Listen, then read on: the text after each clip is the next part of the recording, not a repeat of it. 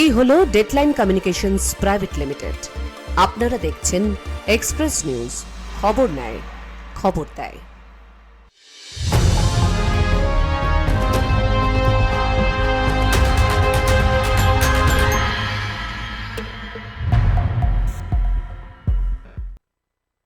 Express Online brought to you by Sri Ramakrishna Shonoka Institute of Medical Science and associated with Topogon Health Private Limited, Life Care Hospital.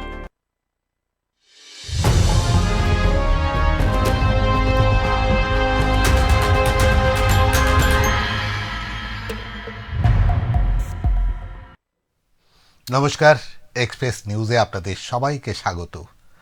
সন্ধ্যে 7টা মানেই যেটা হচ্ছে express online.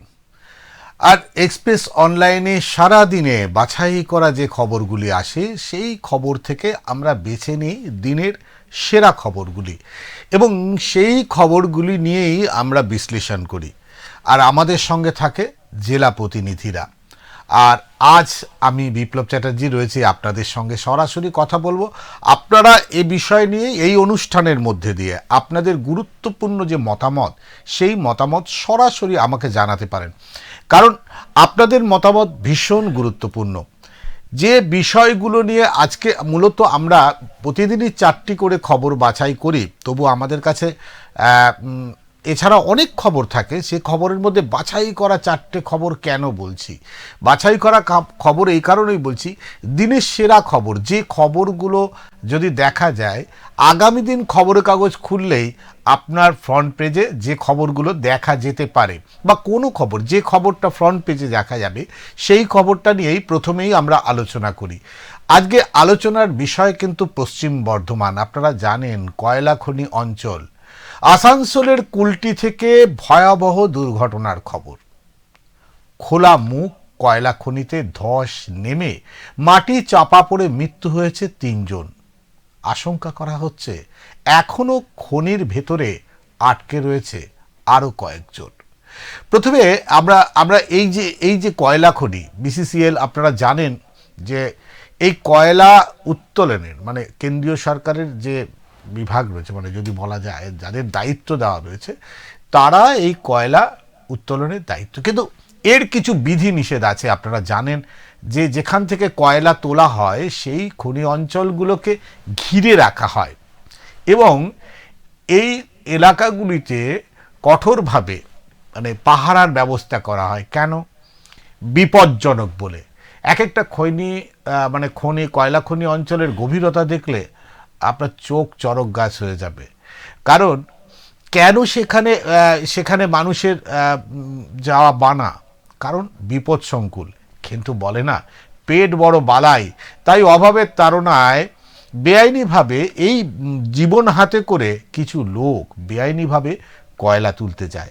আর কয়লা তুলতে গিয়ে আজকের যে ঘটনা ঘটলো সেটা চরম আতঙ্কের এবং ভয়াবহ।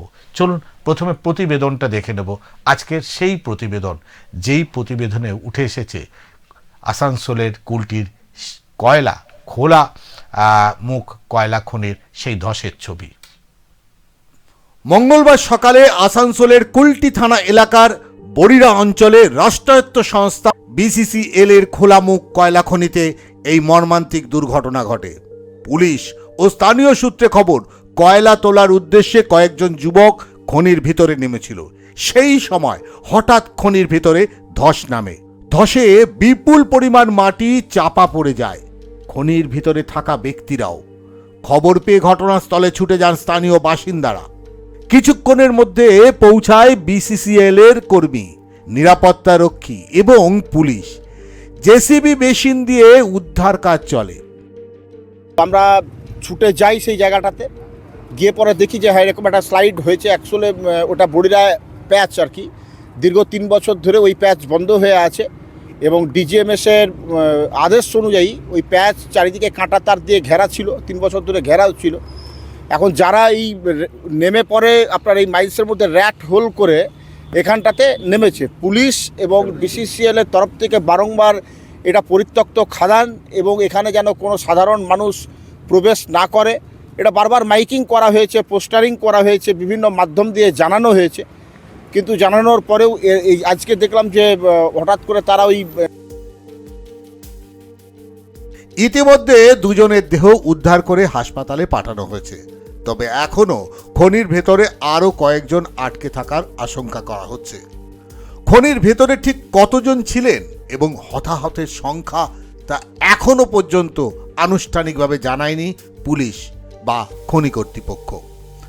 উল্লেখ্য, আসানসোলের বিস্তীর্ণ এলাকায় খোলা মুখ খনি থেকে অবৈধভাবে কয়লা তোলার ঘটনা নতুন নয়। জীবনের ঝুঁকি নিয়ে বহু মানুষ এই ধরনের খনিতে নামেন বলে অভিযোগ স্থানীয়দের। যারা মরেছে তাদেরকে ক্ষতিপূর্ণ দিতে হবে, 5 লাখ টাকা করে প্রত্যেকটা লোককে মিনিমাম দিতে হবে। আর এইসব কর্মকাণ্ড এই BCCL এর অফিসারগুলো, CISF, পশ্চিমবাংলা পুলিশ, এরা সব যুক্ত আছে। মারা যাচ্ছে গ্রামের লোক। ঘটনার তদন্ত শুরু করেছে পুলিশ ও প্রশাসন। ধসের কারণ এবং নিরাপত্তায় গাফিলতি ছিল কিনা তা খতিয়ে দেখা হচ্ছে বলে জানিয়েছেন প্রশাসন। পশ্চিম বর্ধমানের জেলাশাসক জানিয়েছেন, তদন্ত শেষ হওয়ার পরেই গোটা বিষয়টি তিনি বিস্তারিত জানাবেন। Bureau report, express news. একদম দেখলেন সেই ছবি, ভয়াবহ ছবি। আমরা অনেক কিছুর উপর বিধিনিষেধ থাকে, সেই বিধিনিষেধের জন্য আমরা এমন কিছু ছবি আপনাদের দেখাতে পারিনি। যেভাবে চাপা পড়া মানুষগুলোকে বার করা হচ্ছিল, রক্তাক্ত ছবি, সেই ছবিগুলো মুড়ে আনতে হচ্ছিল শ্রমিকদের। কিন্তু এই মানুষগুলো আপনাদের কখনো মনে হচ্ছে কেন যায়? যারা শহরে থাকেন তারা মনে হচ্ছে কেন যায় এই মানুষগুলো? অভাব। যদি কুলটি অঞ্চলের এই খনির আশেপাশে অঞ্চলগুলো দেখেন, এখানে কিন্তু কাজ, এই খনিতে কাজ ছাড়া আর কিন্তু কোনো কাজ নেই। যখন এই খনির কাজ শেষ হয়ে যায়, সেই অঞ্চলের জীবন জীবিকার উপর কিন্তু একটা বড় প্রভাব পড়ে, অর্থাৎ অভাব দেখা দেয়। আর সেই শ্রমিকরা এই পথে এখান থেকে অবৈধভাবে, আমি এই কথাটাই বলছি যে অবৈধভাবে এখানে কয়লা তোলা হয়। কিন্তু এখানে যে 5 জন গিয়েছিল, যেটা জানা যাচ্ছে যে শেষ পাওয়া খবর এখন পর্যন্ত আপনাদের যেটা জানাচ্ছি, শেষ পাওয়া খবর পর্যন্ত যেটা জানা যাচ্ছে যে 3 জনের মৃত্যু আপাতত দেহ পাওয়া গেছে। এখনও হয়তো ভেতরে চাপা রয়েছে, তবে উদ্ধার কাজ কিন্তু চলছে। হয়তো আমরা আশা করব, কারণ এই যে জায়গায় কাজ, যে জায়গায় চাপা পড়েছে, এটা কিন্তু অত্যন্ত বিপজ্জনক জায়গা। আমি এইখানেই বলছি যে এই প্রসঙ্গে যদি আপনাদের কোনো কয়লা খনি অঞ্চলে, আপনারা জানেন কুলটি অঞ্চলে BCCL এর যেহেতু এখানে BCCL কয়লা উত্তোলন করেছে, একাধিকবার উত্তোলন করেছে, মাঝে মাঝেই কিন্তু এখানে ধস নামে। কিন্তু এর কতগুলো নিয়ম আছে। নিয়ম বলতে, যেখানে কয়লা তোলা হয় সেই ভ্যাকেট জায়গাকে বালি দিয়ে ভরাট করে দেওয়ার একটা নিয়ম আছে। এক্ষেত্রে আমরা যেটা দেখলাম সেটা কিন্তু একটা বিশাল আকারের একটা, বলতে পারেন হাঁ করে রয়েছে, যেন শ্মশানের মতো হাঁ করে রয়েছে একটা বিশাল গর্ভ। আর এরই মাঝখানে ঝুঁকি নিয়ে একেবারে মানে 50 ফুট বললেও খুব কম বলা হবে, এতটা গভীরে মানুষ, 1 ফুটের নিচে গভীরে মানুষ চলে যাচ্ছে, পিঁপড়ের মতো সেই ছবি আমাদের ক্যামেরায় উঠেছে। সেইখানে মানুষ চলে যাচ্ছে আর সেখান থেকে কয়লা তুলে আনছে ওপরে। কিসের জন্য? বেঁচে থাকার জন্য, পরিবারের জন্য। কিন্তু এই যে ঘটনা ঘটলো, এই ঘটনা তো অভিপ্রেত নয়, এই ঘটনা তো ঘটার নয়। কারণ যেখান থেকে BCCL, তারা তো একটি রাষ্ট্রায়ত্ত সংস্থা, রাষ্ট্রায়ত্ত অনুমোদিত সংস্থা, তারা যখন এখান থেকে কয়লা তুলে নিয়ে গেলেন, তারপরে এই জায়গাটিকে কিন্তু ঘিরে দেওয়া, তার কাটা দিয়ে ঘিরে দেওয়া এবং রক্ষণাবেক্ষণের জন্য কিন্তু ফৌজ রাখা, অর্থাৎ এর চারদিকে পাহারার ব্যবস্থা করা, যাতে কেউ না ঢুকে যায়। সবচেয়ে বড় কথা যে এর কোথাও তো গাফিলতি ছিল। এবার স্থানীয় বিধায়ক বলছে যারা মারা গেছে তাদের পরিবারকে ক্ষতিপূরণ বাবদ 5 লাখ টাকা দিতে হবে। খুব স্বাভাবিক, এটাও তো ঠিক। ক্ষতিপূরণটা বড় কথা না, বড় কথা হচ্ছে মানুষের রুজি রোজগার দরকার। শিল্পাঞ্চলের মানুষ, একটা শিল্পাঞ্চলের মানুষ নির্ভর করে সেই শিল্পের, যে মানে শিল্পের উপরে, তাদের রুজি রোজগারের উপর, সেই রুজি রোজগারে যখন হাত পড়ে, আপনারা দেখছেন সেই ভয়ঙ্কর ছবি, আপনাদের যেটা আমরা বলছিলাম, এই যে ভয়ঙ্কর ছবি, এই ছবিটা আপাত দৃষ্টিতে আপনি যখন দেখছেন, ছবিটা আপনার কাছে খুব স্বাভাবিক লাগলেও এর গভীরতা আপনি অনুমান করতে পারবেন না। ঠিক এইখান থেকে, এই গহ্বর থেকে বার করে আনা হয়েছিল পর পর। প্রথমে দুটো বডি, একটা বডি প্রথমে বার করা হয়, তারপরে আবার একটা বডি বার করা হয়, তারপরে পরবর্তীকালে শেষের দিকে একদম বেলা শেষে আরও একটি বডি অর্থাৎ দেহ বার করা হয়। এবার আশঙ্কা করা হচ্ছে, আপনি ভাবুন, আশঙ্কা করা হচ্ছে এর ভেতরে আরও হয়তো দেহ চাপা পড়ে আছে। অনুমান করা হচ্ছে হয়তো সেই সংখ্যাটা 3 থেকে 5ও হতে পারে। তবে স্থানীয় বিধায়কের ভূমিকা দেখলাম, স্থানীয় রাজনৈতিক তৃণমূল যিনি কাউন্সিলর ছিলেন, তৃণমূল নেতা যিনি ছিলেন, তিনিও বক্তব্য রাখলেন। কিন্তু তড়িঘড়ি একটা দুর্ঘটনার পরে পুলিশকে যেভাবে সচেতন হতে দেখলাম বা ফৌজকে যেভাবে সচেতন হতে দেখলাম, সেইটা যদি ঘটনার আগে হতো সেটা ভালো হতো। বিধায়ক সাহেব যেহেতু বিরোধী বিধায়ক বলছেন স্থানীয় পুলিশের সাথে গাঁটছড়া বেঁধে আছে, আমার মনে হয় ঘটনার আগে যদি আপনার কোনো ভূমিকা থাকতো, সেক্ষেত্রে আসল যদি বলেন পূর্ব বর্ধমান, পশ্চিম বর্ধমান, বিশেষ করে পশ্চিম বর্ধমান দুটো শিল্পর উপর দাঁড়িয়ে আছে, বালি আর এই মুহূর্তে হচ্ছে কয়লা, আর এই দুটোই অবৈধ ব্যবসার উপরই সবচেয়ে বোধহয় বেশি আর্থিক লেনদেন হয়। যাই হোক, আজকে কয়লা নিয়ে যে হয়েছে, যে মৃত্যু হয়েছে, সেই মৃত্যুতে যে তাদের পরিবারের প্রতি সমবেদনা রইল। তবে হ্যাঁ, এই ধরনের কাজের ঝুঁকি থাকে এবং তারাই কাজটা করে যাদের জীবনকে উপেক্ষা করে, তারাই কাজ করে যাদের পারিবারিক জীবনে অভাব রয়েছে। তবে আমরা আশা করব যে কথা বিধায়ক সাহেব বলেছেন, প্রত্যেক পরিবারের, মৃতের পরিবারের প্রতি একটা 5 লক্ষ টাকা ক্ষতিপূরণ আশা করব। রাজ্যের মুখ্যমন্ত্রী তো একাধিক, মানে যে কোনো দুর্ঘটনায় কাউকে লক্ষ টাকা অনুদান দেন, এক্ষেত্রেও কিন্তু সেটাই হবে। তবে আমার যেটা বক্তব্য হচ্ছে, আমি এখান থেকে যেটা আপনাদের যাব সেটা হচ্ছে, আপনারা জানেন যে আর বেশি সময় নেই, আর হাতে কয়েক ঘন্টা, আমরা পরবর্তী খবরে যাব।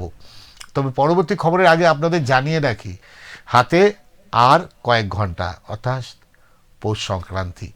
হরিদ্বারের আদলে গঙ্গাসাগর মেলায় এবার কিন্তু আরতি হবে, তারই প্রস্তুতি আমরা দেখলাম। আর মাত্র কয়েক ঘন্টার অপেক্ষা, মকর সংক্রান্তিতে মোক্ষ লাভের আশায় পুণ্য লোভাতুর মানুষ গঙ্গাসাগরে ভিড় করতে শুরু করেছে। সেই ছবি একবার আমরা প্রত্যক্ষ করব।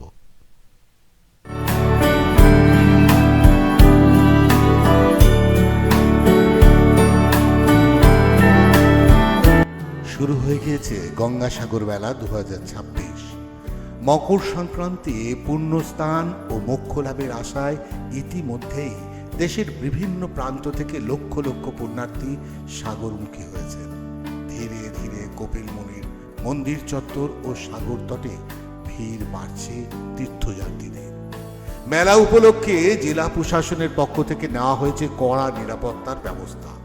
ত্রিস্তরীয় নিরাপত্তা বলয়ের আওতায় আকাশপথে ড্রোন ও হেলিকপ্টার নজরদারি চালানো হচ্ছে। পাশাপাশি স্থলপথে বিপুল সংখ্যক পুলিশ মোতায়েন করা হয়েছে। নদীপথে ওভারক্রাফট ও স্পিড বোটের মাধ্যমে নিয়মিত টহল দিচ্ছে প্রশাসন। এবছর হরিদ্বারের আদলে গঙ্গাসাগরে বিশেষ গঙ্গা আরতির আয়োজন করা হয়েছে।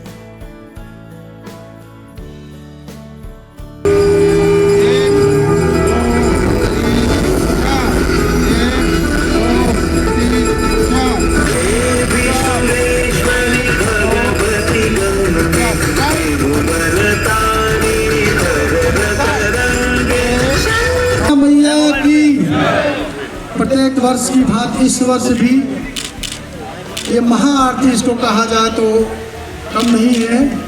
इस गंगा सागर 2026 मेले में आए हुए सभी पुण्यार्थियों का हृदय से आभार।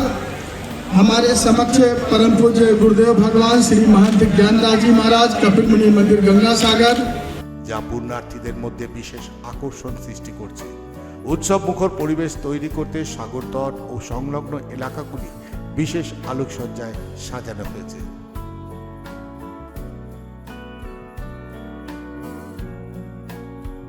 তীর্থযাত্রীদের সুবিধার জন্য চালু করা হয়েছে ই অনুসরণ ও ই পরিচয় ব্যবস্থা। কিউআর কোড ভিত্তিক ডিজিটাল ব্যবস্থার মাধ্যমে পানীয় জল, শৌচালয়, এটিএম, স্বাস্থ্যকেন্দ্র, সন্ধান কেন্দ্র, বাস ও লঞ্চের সময়সূচি, পার্কিং ও পথ নির্দেশিকার মতো যাবতীয় তথ্য মিলছে সহজেই। বয়স্ক ও শিশু তীর্থযাত্রীদের জন্য কিউআর কোডযুক্ত রিস্টব্যান্ড দেওয়া হচ্ছে, যাতে হারিয়ে গেলে দ্রুত পরিচয় নিশ্চিহ্ন করা যায়। নিরাপত্তার স্বার্থে মেলায় মোতায়েন করা হয়েছে 15,000-এরও বেশি পুলিশ কর্মী, 54টি ওয়াচ টাওয়ার, 7টি অ্যাডভান্স টিম, 15টি অ্যান্টি ক্রাইম পোলিং টিম, 14টি ফুড পোলিং টিম, 13টি মিসিং পার্সন স্কোয়াড, 2টি স্নাইপার ডগ, 16টি রিভার প্যাট্রোলিং টিম ও 28টি কোঅর্ডিনেশন টিম সর্বাধুনিকভাবে আইন শৃঙ্খলা রক্ষায় নিয়োজিত রয়েছে। ভিড় নিয়ন্ত্রণে বসানো হয়েছে 698টি ড্রপ গেট ও প্রায় 54 কিলোমিটার দীর্ঘ ব্যারিকেড। এছাড়াও 42টি পুলিশ সহায়তা কেন্দ্র এবং বিশেষ দিক নির্দেশক চিহ্ন বসানো হয়েছে। এখনো পর্যন্ত মেলায় হারিয়ে যাওয়া 84 জন তীর্থযাত্রীর মধ্যে 80 জনকে প্রশাসন ও স্বেচ্ছাসেবীদের সহায়তায় তাদের পরিবারের সঙ্গে পুনর্মিলিত করা সম্ভব হয়েছে। স্বাস্থ্য পরিষেবার ক্ষেত্রে নেওয়া হয়েছে বিশেষ উদ্যোগ। এখনো পর্যন্ত 2 জন অসুস্থ তীর্থযাত্রীকে জরুরি ভিত্তিতে এয়ার অ্যাম্বুলেন্স করে কলকাতার MR বাঙুর হাসপাতালে স্থানান্তরিত করা হয়েছে। সব মিলিয়ে কড়া নিরাপত্তা, আধুনিক প্রযুক্তি ও প্রশাসনিক ব্যবস্থাপনায় এবছর গঙ্গাসাগর মেলা নির্বিঘ্ন ও সুশৃঙ্খলভাবে পরিচালিত হচ্ছে বলে জানিয়েছে প্রশাসনিক কর্তারা। Bureau report, express news.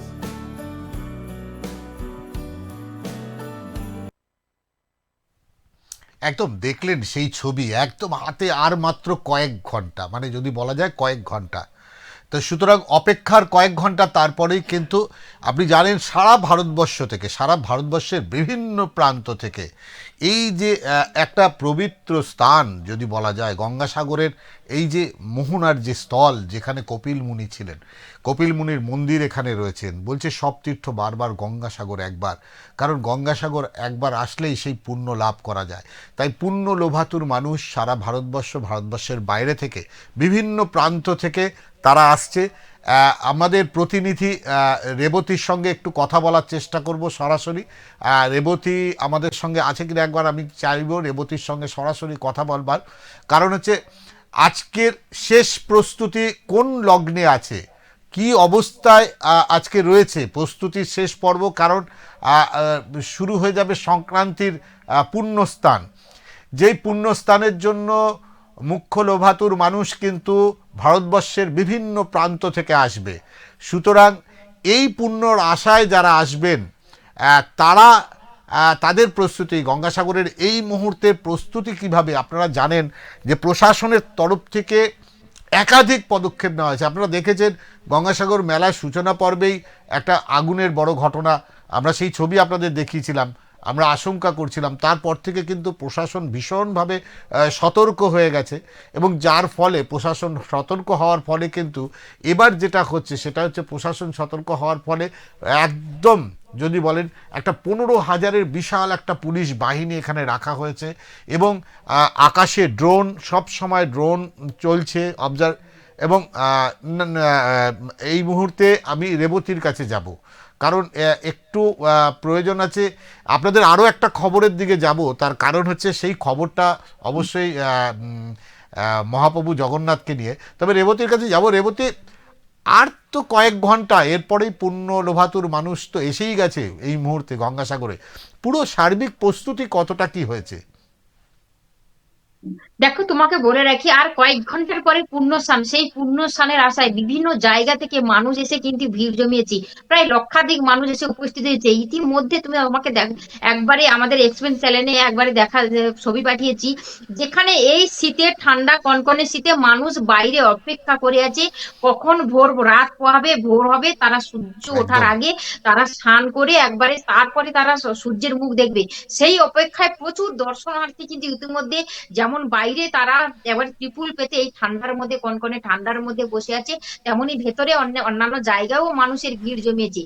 এই গঙ্গা স্নানকে কেন্দ্র করে আজকের মানে কয়েক হাজার মানুষ উপস্থিত হয়েছে। কেননা তারা একটা প্রবাদ আছে, যে প্রচলিত প্রবাদ, যে এই গঙ্গা সাগরে তারা যে এসছে, এইখানে স্নান করলে একটা পূর্ণ লাভ পাবে। তারা যে সমস্ত অনেকে আছে তারা আরতি করবে, কারণ তাদের যে পূর্বপুরুষরা আছে, তাদের তাদের তাদের একবারে কথা মাথায় রেখে তাদের আত্মাকে শান্তি দেওয়ার জন্য কিন্তু তারা আরতি করারও প্রস্তুতি নিয়ে অনেকেই কিন্তু প্রস্তুতির পথে বিপ্লব দা।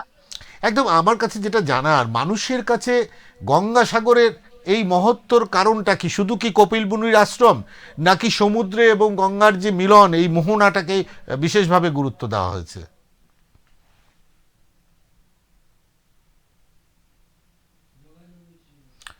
কোনো কারণে রেবতীর সঙ্গে যোগাযোগ বিচ্ছিন্ন হয়ে গেছে। আমরা এবার আরেকটা জিনিস আপনাদের দেখাই, সেই জিনিসটা না দেখালে হয়তো আপনাদের একটু মানে খুব গুরুত্বপূর্ণ। কারণ হচ্ছে এই অবশ্যই আমরা রেবতীর কাছে আবার ফিরে যাব, তবে তার আগে জানিয়ে দিই, আপনারা মনে আছে হয়তো মাস 10 আগে দীঘায় পুরীর মন্দিরের উদ্বোধন হয়েছিল। আর এখন যেটা একটা ডিবেট চলছিল মন্দির আর ধাম নিয়ে, কিন্তু আজ কিন্তু সেখানে যদি বলেন যে স্বামী শঙ্করাচার্য তিনি আজকে এই গঙ্গাসাগরে মঙ্গলবার একদম এসে মুখ খুললেন এই বিষয়ে। তিনি বললেন জগন্নাথ মন্দির তৈরি প্রশংসনীয়, অবশ্য জগন্নাথ দেবের মন্দির তৈরি হতেই পারে, কিন্তু জগন্নাথ ধাম বানানোটা উচিত হয়নি, কারণ জগন্নাথের ধাম একটাই, সেটা পুরীতে। তিনি একদম সরাসরি বলেছেন। আমরা সেই ছবি একবার আপনাদের দেখাবো, কি বললেন তিনি, একবার শুনুন।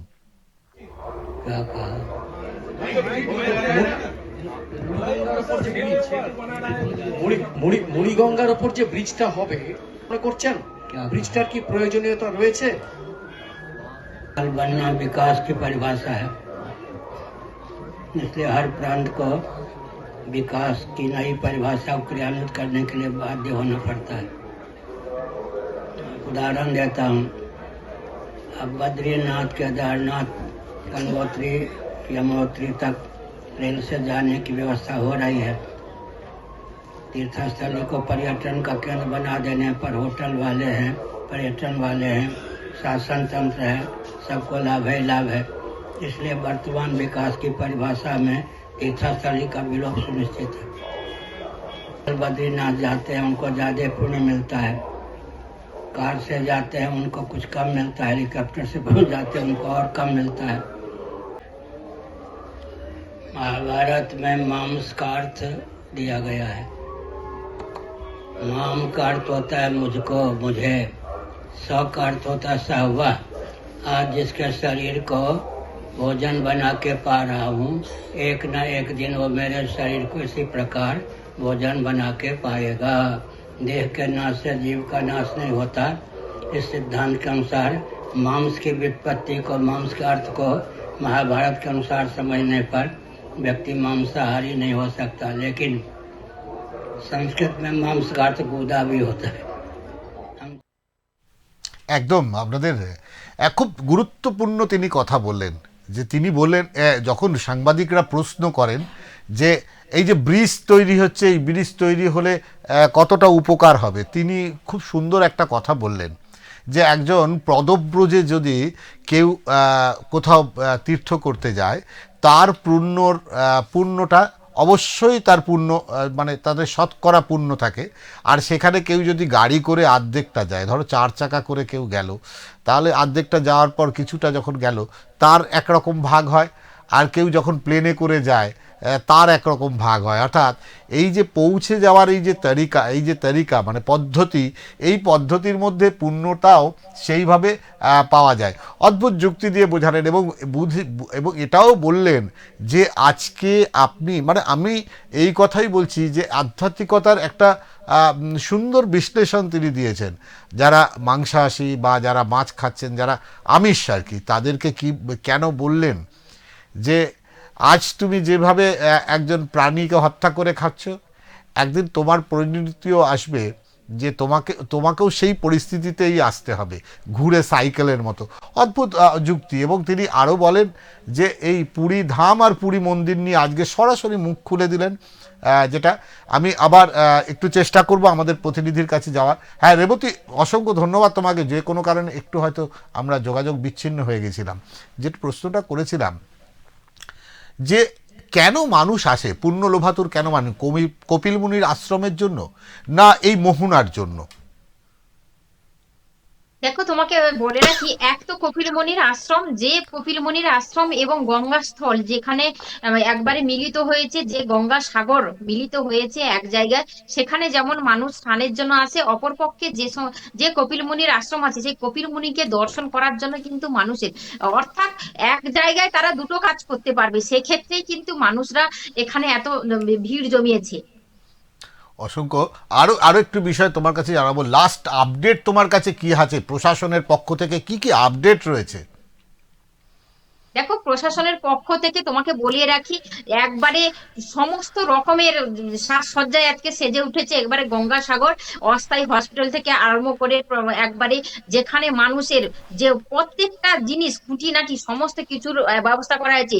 বিশেষ করে যারা হচ্ছে স্নান করতে হবে তাদের নিরাপত্তার জন্য সেখানে একটা পর্যায়ে আছে যেখানে পুলিশ প্রশাসনের পক্ষ থেকে স্বাস্থ্য কেন্দ্র, মানে সন্ধান কেন্দ্র বা এটিএম এর ব্যবস্থা, বাস, লঞ্চ এবং অন্যান্য যানবাহনের সারণী, পার্কিং এর ব্যবস্থা এবং বিভিন্ন ধরনের তীর্থার্থীদের জন্য যাতে কোনো রকম সমস্যা না হয় তারও কিন্তু প্রচুর ব্যবস্থা করে রেখেছেন একবারে। আরেকটা কথা তোমাকে বলে রাখি, পরিচয় যেটা একটা কিউ স্কোরের মাধ্যমে রিস্ক বেস্ট বা বয়স্ক শিশু থেকে তাদেরকে যদি হারিয়ে যায় সেখান থেকে খুঁজে পাওয়ার ব্যবস্থা একটা কিন্তু নতুন পদ্ধতি চালু করেছে এবারে রাজ্য সরকার থেকে।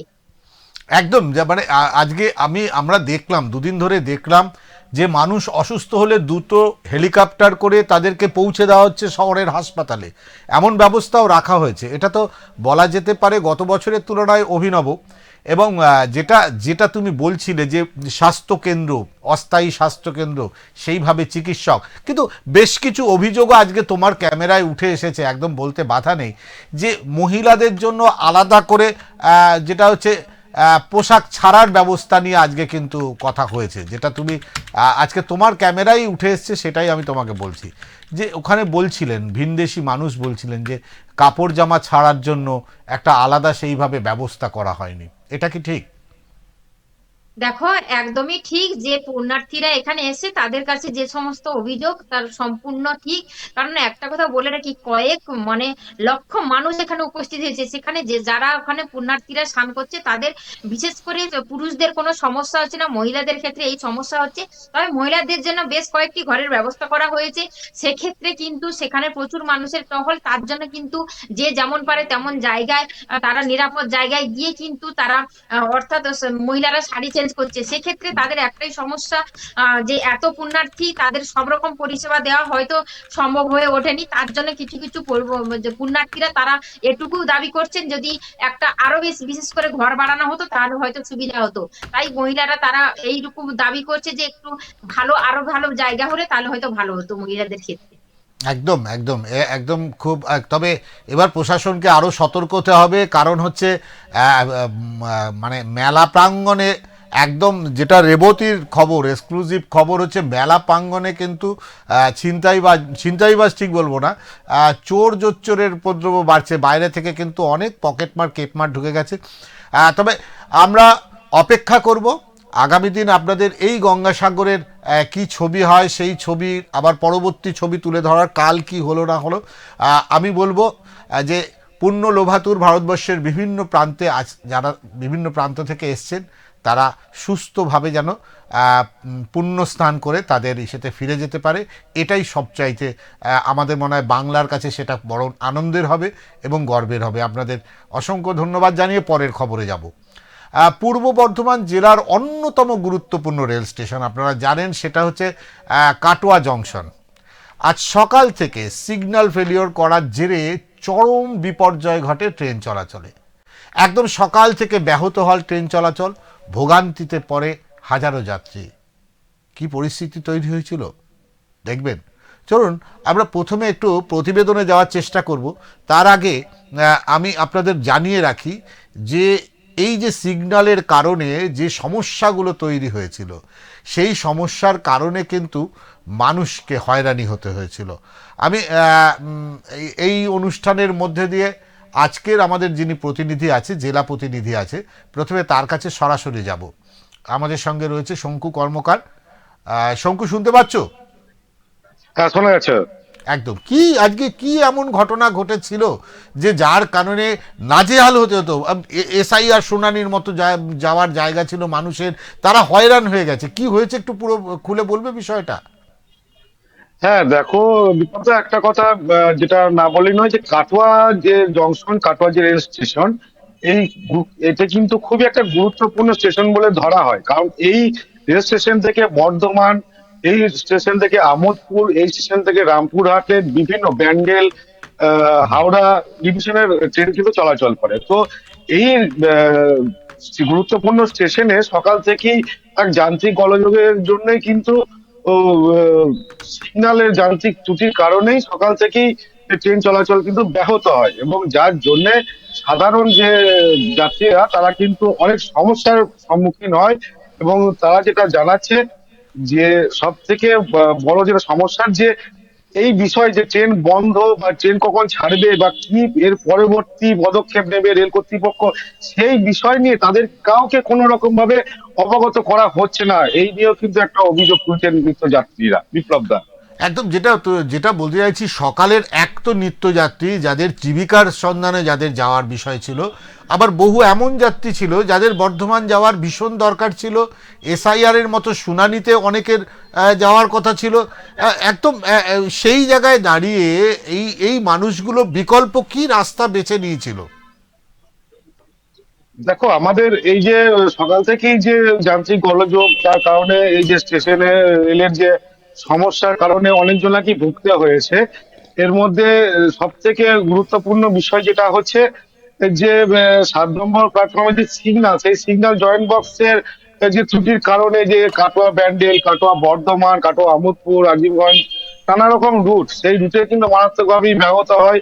সাধারণ যাত্রীরা যারা নিজেদের অফিসিয়াল কাজে বা যাদের কোনো শারীরিক অসুস্থতার কারণে বর্ধমান যেতে হয়, বা অন্যান্য যে স্কুল কলেজের যে পড়ুয়া থেকে শুরু করে যারা প্রতিদিনই নিত্যযাত্রী, যেমন সরকারি স্টাফেরাও কিন্তু এই সমস্যার সম্মুখীন হয় এবং প্রচুর ভোগান্তির মুখে পড়েন তারা। প্রায় 3 ঘন্টারও বেশি এই ট্রেন আটকে থাকে বলে জানা যায়। লাস্ট আপডেট কি আছে? কখন স্বাভাবিক হলো চলাচল? হ্যাঁ দেখো, ঠিকই এই যখন রেল কর্তৃপক্ষ বিষয়টা যখন নজরে আসে, তারা কিন্তু সঙ্গে সঙ্গে তৎপর হয়ে সেই কাজে নামেন, এবং কাজ করতে একটু দেরি হলেও 11:30 নাগাদ, যেটা 8:50 টাইম বর্ধমান, সেই গাড়ি কিন্তু প্রায় 11:30টার সময় কিন্তু সেই গাড়িকে আমরা বর্ধমানের রুটে যেতে দেখি। তার মানে সমস্ত বিষয়টা সামলাতে প্রায় 3-3.5 ঘন্টা লাগলো। একদম মানে যদি ধরা যায় একদম pick up time, official time, school time, মানুষের প্রয়োজনের অত্যন্ত জরুরি অবস্থায়। অসংখ্য ধন্যবাদ শঙ্কু তোমাকে। আপনারা জানেন যে আমরা সবচেয়ে বেশি সংখ্যক মানুষ এই মুহূর্তে যদি বলা যায় বর্ধমান জোনে না, সব জোনেই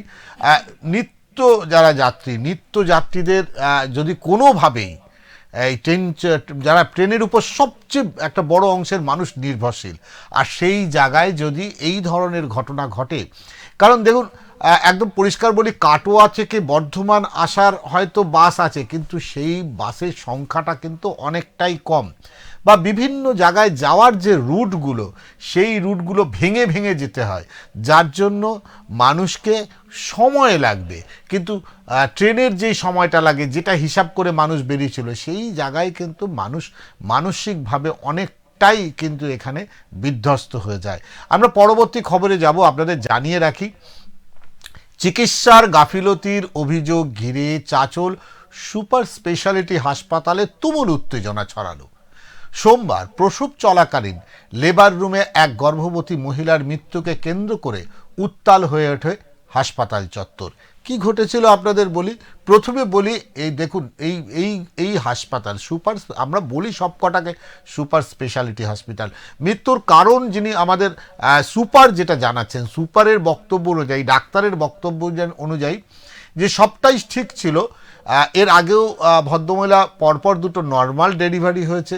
এক্ষেত্রে যখন তিনি প্রসব করার সময় সেই পেনটা ঠিকমতো নাচ করায় স্বাভাবিক অবস্থায় ছিল না, মানে স্বাভাবিকভাবে ডেলিভারি বাচ্চা হওয়ার মতো অবস্থায় ছিল না। বাধ্য হয়ে পরিবারের অনুমতি নিয়ে তারা সিজার করবে বলে অ্যানেস্থেশিয়া দিয়ে ফেলে। কিন্তু সেই সময় যিনি রুগী ছিলেন তার শারীরিক অবস্থার ক্রমশ কমতে থাকে। আপনারা জানেন এই সময়টা হার্টবিট এতটা হাই হয়ে যায় এবং সেইটা আর রাখতে পারেনি। হার্টবিটটা সেইভাবে না রাখতে পারলে তিনি হার্ট ফেল করেন এবং পরবর্তীকালে তিনি মারা যাওয়া যায়, তার গর্ভের যে সন্তান সেটিও কিন্তু মারা যায়। আর এই নিয়ে উত্তাল হয়ে ওঠে একদম হাসপাতাল চত্বর। কেন, কিছুক্ষণ আগেও যে মানুষটার সঙ্গে তারা কথা বলেছে, আর এর মধ্যে কি করে, তাহলে তাদের একটাই দাবি হচ্ছে এই গাফিলতির পেছনে ছিল চিকিৎসক। কিন্তু আপনাদের জানিয়ে রাখি, একজন চিকিৎসক কখনো চায় না কোনো একটা মানুষের মৃত্যু হোক। তিনি শেষ পর্যন্ত একবার চেষ্টা করে যান যে তাকে সুস্থ করবার। আমরা যদি একবার প্রতিবেদনটা দেখার চেষ্টা করতে পারি, প্রতিবেদনটা কোনোভাবে আপনাদের দেখাতে পারি, একবার প্রতিবেদনটা দেখাবো।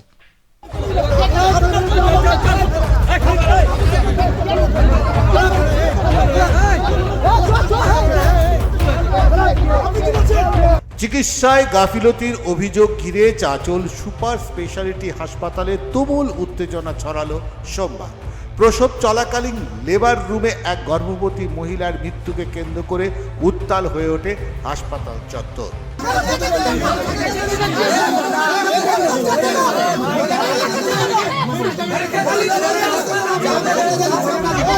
জানা গিয়েছে সোমবার সকালে চাঁচল 1 নম্বর ব্লকের জসুয়া জাহির খা এলাকার বাসিন্দা আশরাফুল হক তার স্ত্রী শাহজাহান খাতুনকে প্রসব যন্ত্রণা নিয়ে চাঁচল সুপার স্পেশালিটি হাসপাতালে ভর্তি করে। এর আগেও তার 2 সন্তানের স্বাভাবিক প্রসব হয়েছিল বলে পরিবারের দাবি। যখন নিয়ে আসলাম 8:30টার সময়, 8:30টার সময় আনার পরে একদম ভালো ক্লিয়ার, আমাকে তো এখানে ঢুকতে দিচ্ছে না।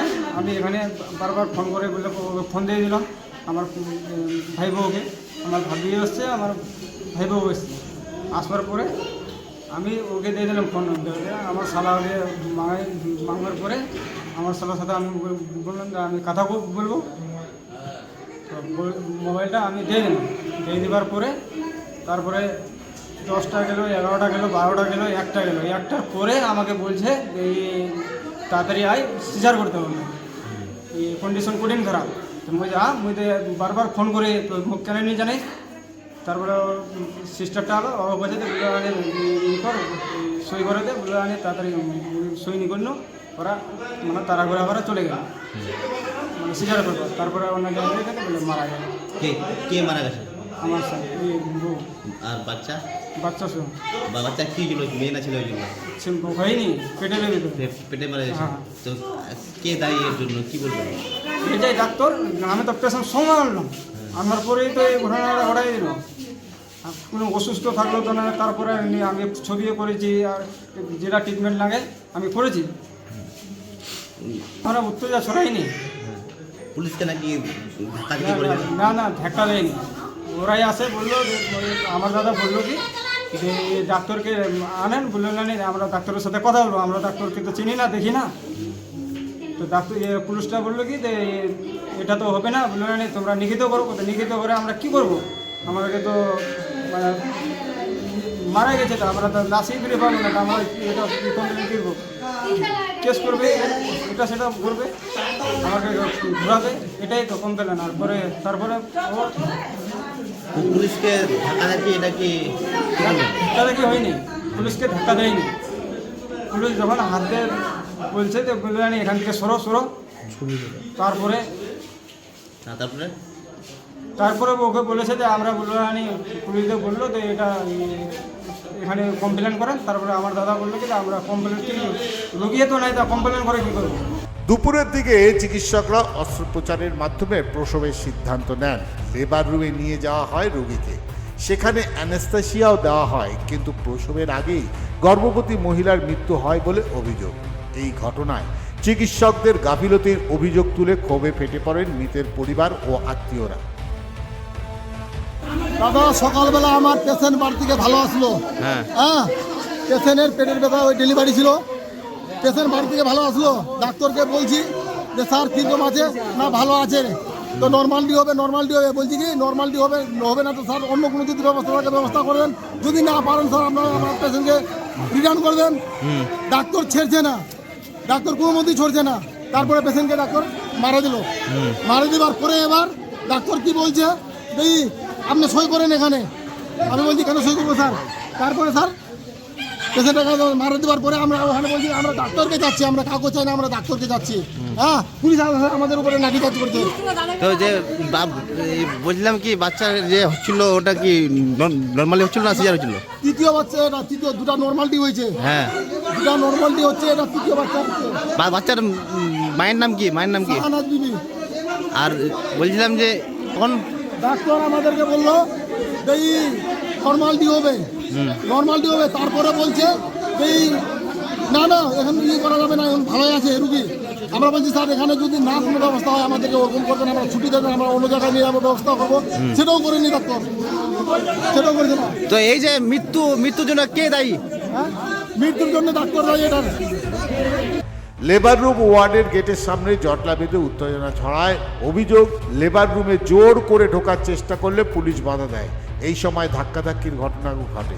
পরিস্থিতি সামাল দিতে চিকিৎসাধীন অন্যান্য গর্ভবতী রোগীদের নিরাপত্তার কথা মাথায় রেখে পুলিশ মৃতার পরিজনদের সেখান থেকে সরিয়ে দেয়। সেরকম না, যেটা হয়েছে যে একজন মহিলা ভর্তি হয়েছিলেন প্রেগনেন্ট, এটা 4th টাইম প্রেগনেন্সি ছিল। তো যখন ভর্তি হয় তখন মানে উনি লেবারেই ছিলেন, লেবার প্রোগ্রেসও করছিল, সেই হিসেবে তার ট্রিটমেন্ট শুরু হয়, ডাক্তারবাবুও দেখেছিলেন। তারপরে কিছু সময় পর দেখা যায় যে লেবার সেরকমভাবে প্রোগ্রেস করছে না, এবার পেশেন্ট একটু একটু করে খারাপ হচ্ছে। তো তখন ডাক্তারবাবু আবার দেখে ডিসিশন নিলেন যে এনার মানে সিজার করতে হবে। সিজারের জন্য তো রেডিও হচ্ছে না, অ্যানাস্থেসিস্ট ডক্টরও দেখেছেন। তারপরে হঠাৎ করে পেশেন্টের কার্ডিয়াক অ্যারেস্ট হয়। দেখুন, এটা প্রেগনেন্ট মাদারদের ক্ষেত্রে একটা কার্ডিয়াক অ্যারেস্ট হয়ে যাওয়াটা খুব স্বাভাবিক। তার আগে পর্যন্ত বাচ্চাটাও ভালো ছিল পেটের মধ্যে, তারপর দেখা যায় যে যেহেতু মা মানে কার্ডিয়াক অ্যারেস্টে চলে যাচ্ছে, সার্কুলেশন কমছে, বাচ্চা খারাপ হচ্ছিল, বাচ্চার হার্ট রেট কমে যাচ্ছিল, এবং সঙ্গে সঙ্গে মেডিসিনের ডাক্তারবাবু যিনি অনকল ছিলেন তিনিও এসে দেখেছেন, এবং খুব অল্প সময়ের মধ্যেই পেশেন্ট কিন্তু মানে ক্র্যাশ করে যায়। তারপরে বাড়ির লোকের তো একটা থাকবেই যে কোথায় গাফিলতি হলো, এই নিয়ে বাড়ির লোক অভিযোগ তুলে এখানে ঝামেলা করছিল। পুলিশ আসেন এবং তাদেরকে বাইরে নিয়ে যায়। এখন মোটামুটি সিচুয়েশন কন্ট্রোলে, ডেড বডিকে ছাড়ার আমরা ব্যবস্থা করছি। লেবার রুমে স্যার এরকম? হ্যাঁ, লেবার রুমের একদম ভেতরে তো না। দেখুন, যেহেতু লেবার রুমে বাড়ির লোক একজন ছিলেন, আর তখন অনেক লোক ছিল লেবার রুমের সামনে, উত্তেজনা ছড়িয়েছে। যেহেতু ঘটনা ঘটেছে, বাড়ির লোক ছিল, তো সবাই উত্তেজিত হয়েছে, চেঁচামেচি হয়েছে। তারপর পুলিশ এসে ওনাদেরকে নিচে নিয়ে যায়। আরও তো অনেকে ভর্তি আছে, এরকম এটা কি কাম্য? না, দেখুন, হাসপাতালের সামনে, ওয়ার্ডের সামনে এরকম চেঁচামেচি হওয়া কাম্য নয়। কিন্তু যেহেতু পেশেন্ট মারা গেছে, এটা একটা হয়ে গেছে, কিন্তু সেটা বাড়ির লোকেরাও সহযোগিতা করেছেন, পুলিশ এসেছেন, এবং ওনারা খুব তাড়াতাড়ি এখান থেকে মানে যেহেতু হঠাৎ করে হয়ে গেছে, আনএক্সপেক্টেড, যেটা খুব মানে দুঃখজনক ঘটনা। উত্তেজনা নিয়ন্ত্রণে আনতে পুলিশ কয়েকজনকে আটক করে নিয়ে যায়। ঘটনায় হাসপাতাল চত্বরে চরম উত্তেজনার সৃষ্টি হয়। Bureau report, express news. একদম দেখলেন সেই ছবি। হ্যাঁ, আসলে কোথাও যে আমাদের মধ্যে অজ্ঞতা কাজ করে এটা তার প্রমাণ। আপনাদের সেটা দেখাবার জন্য ডাক্তারের কথা শোনার ভীষণ দরকার। তবে আমি পরবর্তী খবরে যাব, একদম আমাদের অনুষ্ঠান শেষের দিকে। ছিনতাইয়ের পর কোনো প্রমাণ না রাখার পরিকল্পনা থাকলেও শেষ পর্যন্ত একটি মাত্র ডিজিটাল ক্লুতেই ভেঙে পড়ল দুষ্কৃতীদের সব ছক। ফোন পের মাধ্যমে টাকা মেটানোর সূত্র ধরেই 7 দিনের মাথায় 5 ছিনতাইকারীকে গ্রেপ্তার করল পুলিশ। ঝাড়গ্রামের সেই খবর একবার দেখে নিন। ছিনতাইয়ের পর কোনো প্রমাণ না রাখার পরিকল্পনা থাকলেও শেষ পর্যন্ত একটি মাত্র ডিজিটাল ক্লুতেই ভেঙে পড়ল দুষ্কৃতীদের সব ছক। ফোনপের মাধ্যমে টাকা মেটানোর সূত্র ধরেই 7 দিনের মাথায় 5 ছিনতাইকারীকে গ্রেপ্তার করল পুলিশ।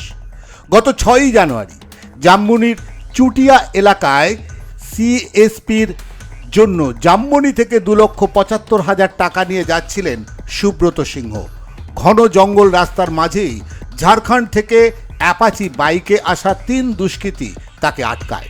বন্দুকের বাট দিয়ে মাথায় আঘাত করে, নগদ টাকা ছিনিয়ে নিয়ে পালিয়ে যায় তারা।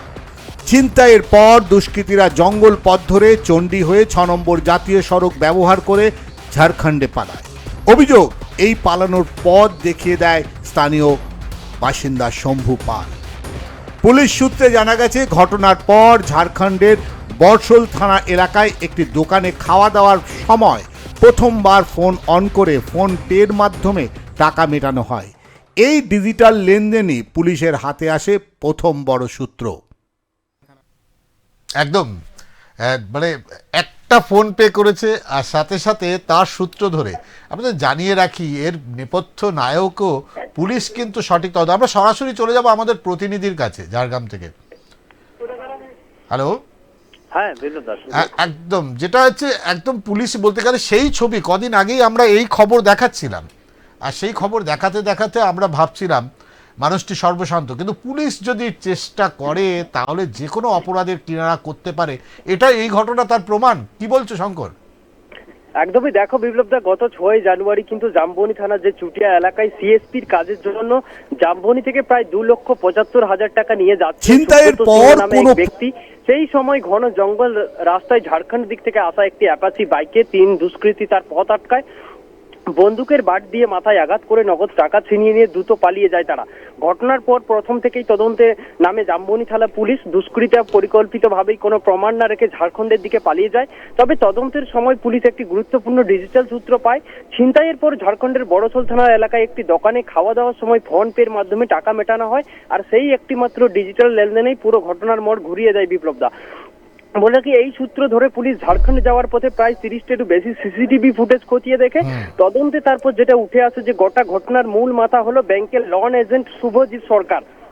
তিনি সায়েন্সের স্নাতক ডিগ্রিধারী বলে পুলিশ সূত্রে জানা গেছে। পাশাপাশি ভিকটিমকে চিহ্নিত করার দায়িত্বে ছিল জামবনি থানার মুড়াকাটি এলাকার বাসিন্দা শম্ভু পাল। এই অভিযান চলাকালীন যে সরাসরি যে যুক্ত ছিল যারা ঝাড়খণ্ডের জাদুগড় এলাকার সুনীল কৈতব্য এবং মোহাম্মদ ইস্পু এবং বার্মা মাইন্স এলাকার রোহিত কুমার শর্মা। এরপর কিন্তু গতকাল রাত্রে ঝাড়গ্রাম ও জামবনি ঝাড়খণ্ডে 3 জায়গায় একযোগে আলাদা আলাদা টিম গঠন করে রাতভর যৌথ অভিযান চালায় পুলিশ। এই অভিযানে মোট 5 জন অভিযুক্তকে গ্রেপ্তার করা হয়। পুরো অভিযানে তত্ত্বাবধানে ছিলেন ঝাড়গ্রামের এসডিপিও শামীম বিশ্বাস এবং জামবনি থানার আইসি। দেখো, আজ ধৃতদের আদালতে তোলা হয়েছে। ধৃতদের কাছ থেকে উদ্ধার হয়েছে আগ্নেয়াস্ত্র সহ পুরো নেটওয়ার্কের যে বিষয়ে আরো তথ্য জানার কিন্তু চেষ্টা করছে পুলিশ। তবে পুলিশ আরো কি উঠে আসে তার জন্য পুলিশ 7 দিনের রিমান্ডের আবেদন জানিয়েছেন। তবে এই মুহূর্তে তদন্ত চলছে এবং পুলিশের দাবি যে এই চক্রের সঙ্গে আরো কেউ যুক্ত রয়েছে কিনা তাও খতিয়ে দেখা হচ্ছে। বিপ্লব দা, অসংখ্য ধন্যবাদ তোমাকে। হ্যাঁ, আপনারা দেখলেন দিনের বাছাই করা সেরা খবর নিয়ে আজকে আমি ছিলাম বিপ্লব আপনাদের সঙ্গে। তবে অনুষ্ঠানের সময় খুব শেষ, তাই এখানেই শেষ করতে হবে আমাদের অনুষ্ঠান। ভালো থাকবেন, সুস্থ থাকবেন, আর সময় করে দেখতে থাকবেন এক্সপ্রেস নিউজ। এক্সপ্রেস নিউজ খবর নেয়, খবর দেয়।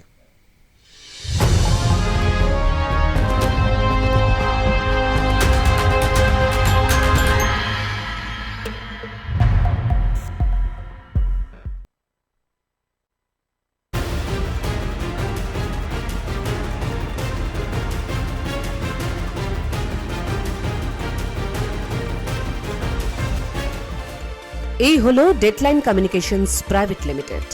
আপনারা দেখছেন এক্সপ্রেস নিউজ, খবর নেয়, খবর দেয়।